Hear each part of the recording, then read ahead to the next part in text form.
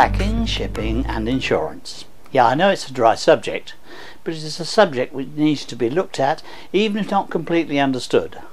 This is one of those tricky areas which, like getting paid, means that you'd be well advised to employ a skilled intermediary to assist you.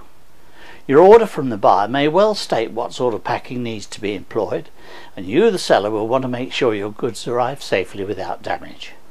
The intermediary you need from this point on, that is when the goods are ready, is a freight forwarder.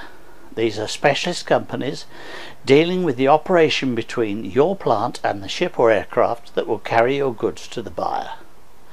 Freight forwarders will look after the outbound paperwork, the customs entry, bills of lading or airway bill, and may also be able to arrange both insurance and export packing, in which case there's no need for you to deal with these matters yourself.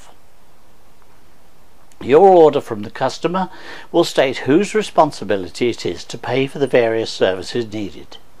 Here you will need to have some understanding of Incoterms in the Dictionary of International Trade. Basically, they are acronyms which define whose responsibility it is for a certain phase of the shipping process and who pays for what. For instance, CIF, C, carriage from your plant to the docks or airport, I, insurance until the goods reach the destination, and F, freight to the destination. That means you as the exporter pay for the goods or services up to the point where they pass over the ship's rail at the port or airport of destination, and the importer pays for his local clearance charges and duties and the in-country transportation.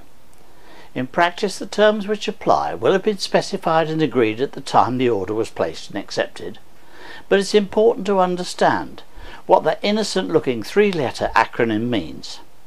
It's well worth bringing in the services of your freight forwarder very early on in the export cycle. This means that all the costs of the services needed are properly apportioned to either the seller or the buyer as early as the point of quotation for the business. Packing and freight is a very large and specialist subject, much of it relating to container shipments. There are a large number of Incoterms, and reliable freight forwarding agent is the best person to advise you and to keep your risk exposure to a minimum. Although more expensive than sea or overland transport, air freight is simpler and quicker. The importer pays gets your goods more quickly, and you are spared the understanding of the container volumes and sizes.